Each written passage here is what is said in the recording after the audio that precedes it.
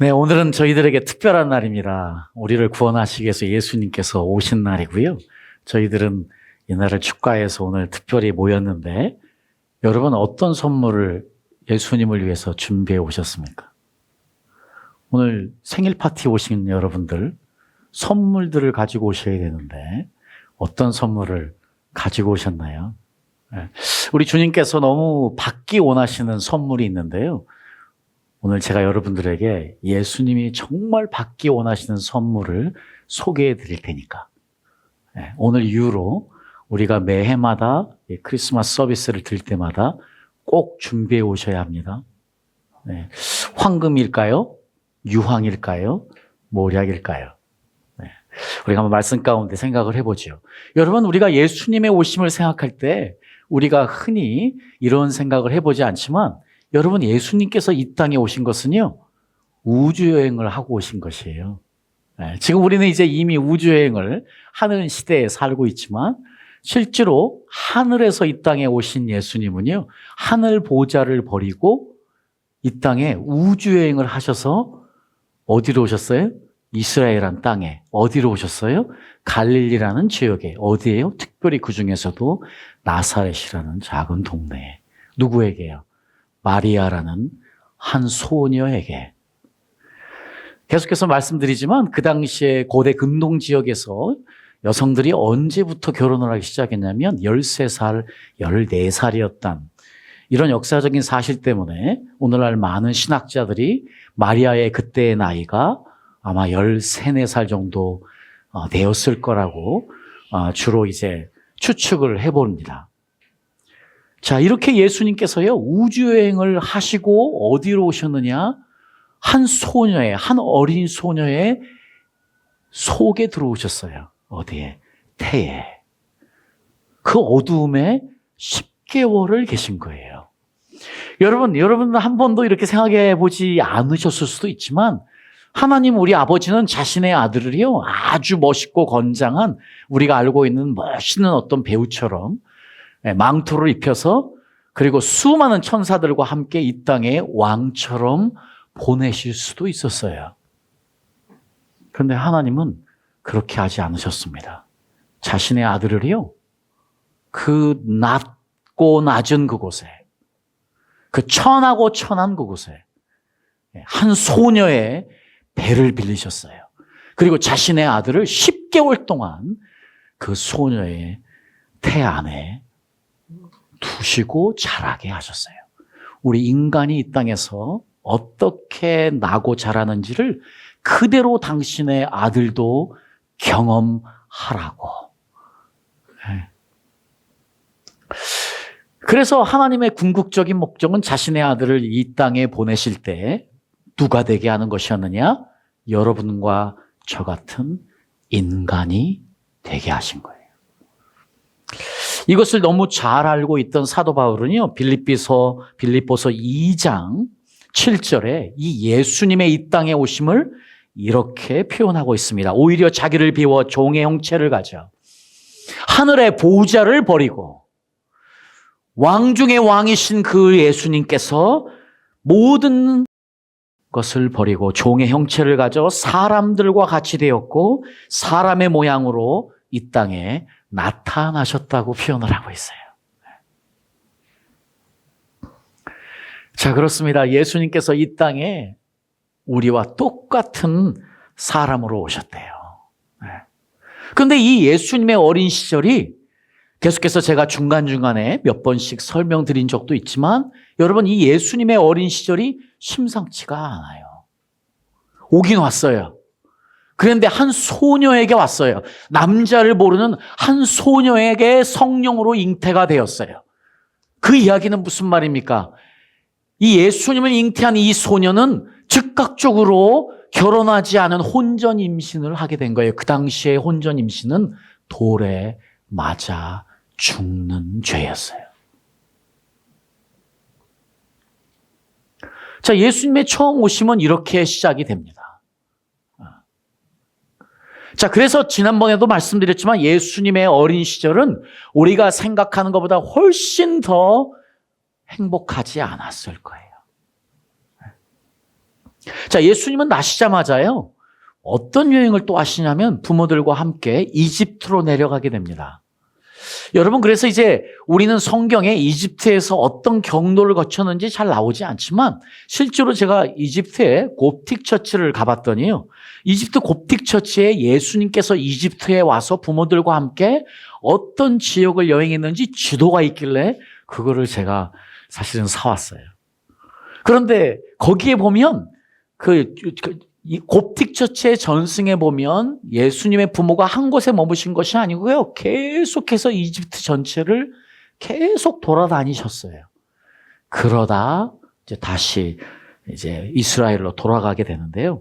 사실 그 사막길을 걷는 것, 예수님은 나시자마자 사실은 상당한 고통을, 물론 어린 아이, 갓난 아이니까 잘 느끼지 못했겠지만 그런 어려움을 나시자마자 경험하게 된 것이지요. 그리고 어떤 일이 있습니까?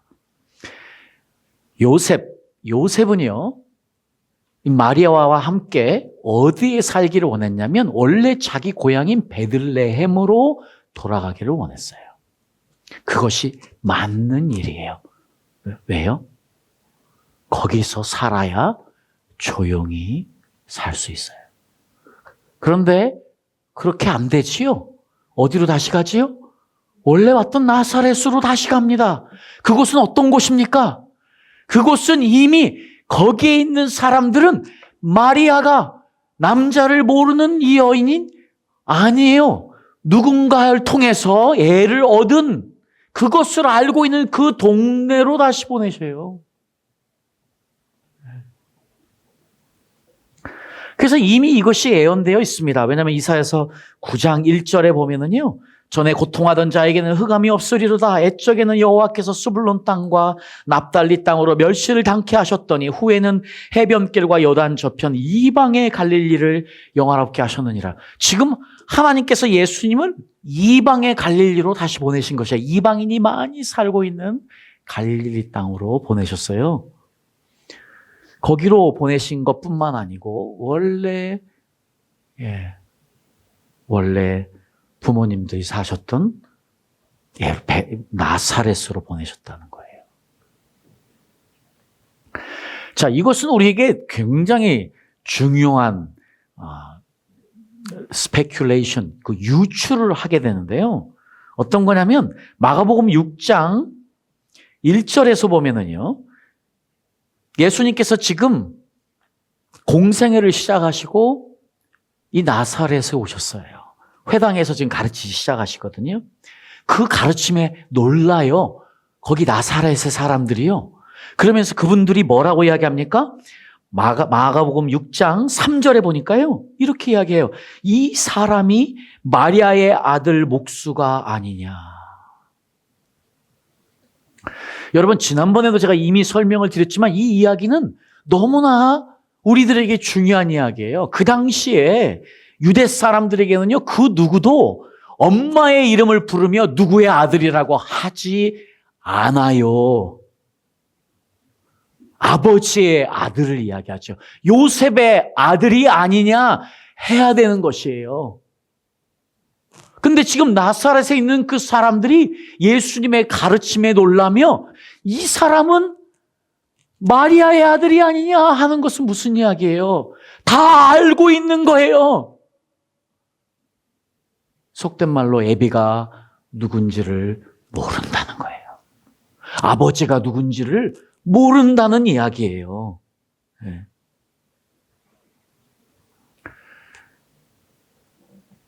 자, 이 이야기를 가지고 제가 지난번에 이제 예수님 어린 시절에 얼마나 고통을 당하셨을지.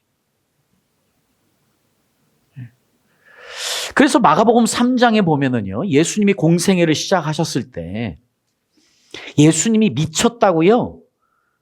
예수님이 지금 미쳤다고 예수님의 식구들이 옵니다. 32절에 보니까 당신의 모친과 동생들과 누이들이 밖에서 찾나이다. 지금 예수님이 지금 가르치고 지금 기적들을 행하고 계시는데 미친 줄 알고 예수님을 데리러 오는 가족들을 볼 수 있어요.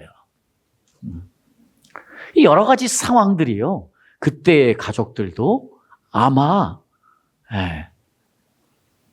아마 예수님의 출처에 대해서 의심을 가지지 않았을까. 아마 그 이유 때문에 예수님의 동생들이 예수님을 끝까지 믿지 않았어요. 요한복음에 예수님 믿지 않았다고 나와요. 언제 믿었냐면 예수님이 부활하시고 나서야 예수님의 동생들이 예수님을 믿고 사도들이 돼요. 아마 이런 이유들이 그 저변에 깔려있지 않겠나 충분히 유추해 볼 수 있는 상황이 저 사람은 마리아의 아들이 아니냐 하는 이 한마디가 그것을 이야기해 주는 것 같습니다. 자, 그래서 계속해서 41절에 예수님께서 지금 바리새인들에게 가르침을 주시는데 요한복음 8장 41절에 보니까요. 바리새인들이 예수님의 가르침을 듣고 이렇게 이야기해요. 특별히 아브라함에 대한 이야기를 하면서 우리는 아브라함의 자손들이다 하는 이야기 때문에 너희는 너희 아비의 행사를 하는도다 대답하되 우리가 음란한 데서 나지 아니하였고. 이 이야기는 뭐냐면요. 지금 바리새인들이 무슨 이야기를 들은 거예요? 이미 예수님의 뭐를 한 거예요? 신원조회를 한 거예요. 지금 예수님의 신원조회가 끝나고 예수님이 지금 어떤 출신인지에 대해서 이미 그 소문을 들어서 안 거예요. 그래서 예수님 앞이니 차마 함부로 이야기하지 못하고 돌려서 이야기했지만 우리는 음란하게 태어난 사람이 아니다. 또 다른 성경에는요, 우리는 사생아가 아니다 이야기하고 있는 것. 이것을 보면 너무나 분명하게 그때 그 사람들도 다 알고 있던 사실이 아닌가 하는 거예요. 그 이야기를 지금 충분히 유추해 볼 수 있는 표현이 여기 나오지 않습니까? 여러분, 이미 제가 지난번에 한번 이 말씀을 가지고 설교를 드렸지만 이 말씀을 다시 한번 여러분에게 이야기하는 것은 이것으로부터 예수님의 어린 시절의 고통이 시작이 되기 때문이에요. 예수님은 의도적으로 예루살렘이며 베들레헴에 있지 못하게 하시고 다시 갈릴리로 보내셔서 예수님께서 자라시게 하시고 그 고통을 당하시게 하신 것이거든요. 자, 그런데 우리가 너무 잘 알다시요. 많은 학자들이 여러 고증을 통해서 이야기합니다. 예수님의 아버지 요셉이 나이가 이미 많이 들었었기 때문에 일찍 죽게 됩니다. 그래서 우리가 이제 성경에 보면 누가복음에 보면 예수님이 12살 때에 요셉이 마리아와 예수님과 함께 성전에 가는 이야기가 나오죠. 그러니까 얼마나 더 사셨는지는 모르겠지만 나이든 요셉이 일찍 죽게 되었어요. 그 이야기는 뭐냐면 이 마리아의 집안의 첫째 아들로 태어난 예수님이 무슨 역할을 해야 되느냐? 가족을 부양하는 역할을 해야 됩니다. 소년 가장일 수 있다는 이야기입니다. 예수님은 아마 일찍부터 가족들의 생계를 책임지기 위해서 아버지를 대신해서 아버지로부터 배운 목수일을 열심히 하면서 일찍이 생활 전선에 뛰어들 수도 있습니다. 이것은 굉장히 강력한 추측이 될 수 있거든요. 우리가 또 흔히 예수님을 생각하면요, 우리 사진을 보여주세요. 아주 이렇게 아름다운 너무나 멋있는 블론드 헤어에 이렇게 너무 멋있는 예수님을 생각을 해요. 중세시대 서양에서 예수님의 모습을 그렸던 것들을 가지고 우리도 예수님께서 저렇게 아름다운 모습을 가지고 이 땅에 태어나셨을 거라고 생각을 합니다. 그런데요, 최근에 영국의 법의학자가 어떤 3D로 어떤 모습을 하나 만들어냈냐면요. 그 당시에 갈릴리 지역에 예수님 시대 정도에서 죽었을 그런 그 사람의 유골을 가지고요. 특별히 해골을 가지고 여러 해골을 표본을 모집을 해서 그 당시에 갈릴리 지역에 살았을 보통 사람들의 얼굴의 모습을 만들어 본 거예요. 해골을 가지고 3D로 해가지고 그렇게 해서 그 당시에 갈릴리의 보통의 사람들은 이 정도였을 것이다 하는 거예요. 이 얼굴이에요. 그 당시에 예수님의 얼굴이 이 정도였을까요? 이거보다 못할까요? 이 정도였을 것 같아요? 아닙니다. 제가 여러분에게 너무나 분명히 이야기합니다. 예수님의 얼굴은 이것보다 못했습니다. 그 이야기가 어디서 나오냐면 이사야서 53장 2절에서 3절 말씀 한번 읽어보도록 하겠습니다. 자, 이 말씀 우리 다 같이 한번 크게 큰 목소리로 읽어보겠습니다. 시작. 그는 주 앞에서 자라나기를 연한 숨 같고 마른 땅에서 나온 줄기 같아서 온 모양도 없고 인체도 없은즉 우리의 흠모할 만한 아름다운 것이었도다. 그는 내 죄를 받아서 사람에게 실어 버린 바 되었으며 강고를 많이 겪었으며 질고를 아는 자라. 마치 사람들에게 얼굴을 가리우고 보지 않음을 받는 자 같아서 멸시를 당하였고 우리도 그를 귀히 여기지 아니하였도다. 지금 이사야 선지자가요, 앞으로 올 메시아의 모습을 애언해 놓은 것이에요. 여러분, 지금 이사야 선지자가 메시아의 모습은 이런 모습인데요. 첫 번째로 어떤 거라고요? 고운 모양이 없대요. 두 번째는 풍채도 별로래요.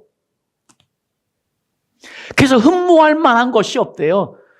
No attraction이에요. 두 번 다시 보고 싶지 않은 얼굴이래요. 사람들에게 얼굴을 가리우고 보지 않음을 받는 자 같아서 사람들이 그 얼굴을 보면 그냥 덮어버린대요. 보고 싶지 않아서.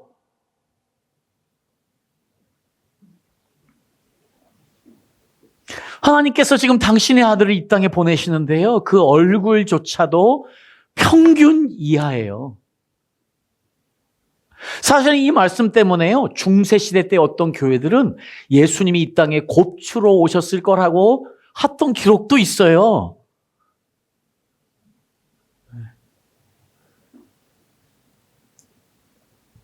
자, 이것뿐만이 아니고요, 예수님이 지금 30세에 그분의 공생의 사역을 시작합니다. 30세에. 그런데요, 요한복음 8장 56절에 보니까요, 여기서 지금 예수님이 아브라함을 이야기해요. 그랬더니 지금 유대인들이 57절에 보니까 유대인들이 가로되 내가 아직 50도 못 되었는데 아브라함을 보았느냐. 여러분, 지금 예수님의 얼굴이 30대 초반이에요. 근데 지금 유대인들이 뭐라고 그래요?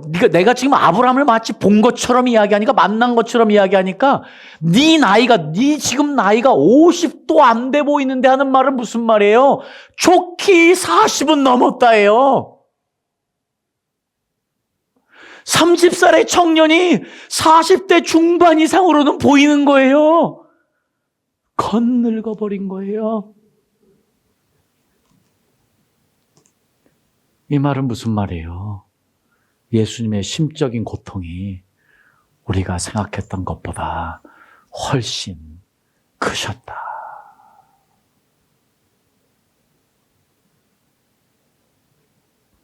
그래서 이사야서 53장 4절 말씀에 그는 실로 우리가 받아야 할 고통을 대신 받고 우리가 겪어야 될 슬픔을 대신 겪었다.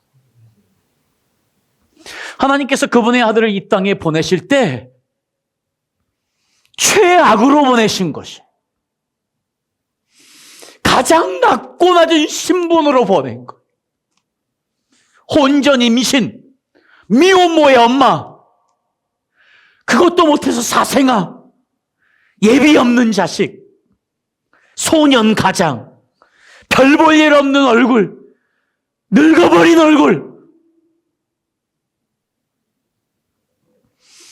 예수님은 자신의 아들을 그렇게 이 땅에 보내셔서 이 땅에 우리 인간들이 경험할 수 있는 모든 아픔을 겪게 하시고 그것들을 다 이해하시게 하셨을 뿐만 아니고 그것도 모자라 그 아들을 이 땅에서 인간이 당할 수 있는 가장 최악의 방법으로 죽게 하셨습니다.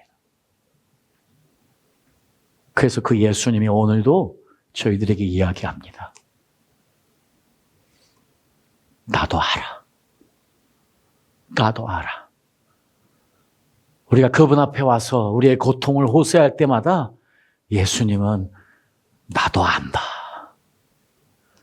나도 거기에 있었다. 내가 네 아픔을 안다. 신이신 하나님이 인간이 당하는 모든 아픔들을 경험하지도 못하고 그냥 전지전능해서 아는 것이 아니고 신이신 그분이 이 땅에 오셔서 여러분과 저 같은 인간이 되어서 우리가 당할 수 있는 모든 고통을 직접 당하시고 이야기합니다. 내가 너를 안다. 내가 너의 고통을 안다. 내가 너의 아픔을 안다.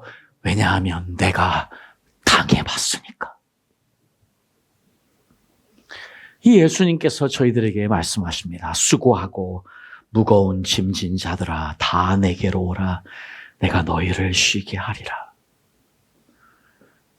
이 땅에 우리는요, 살아가면서 우리도 모르는 사이에 어떠한 가정의 환경에서 자랐다 할지라도 우리는 우리만의 열등감을 다 가지고 있습니다.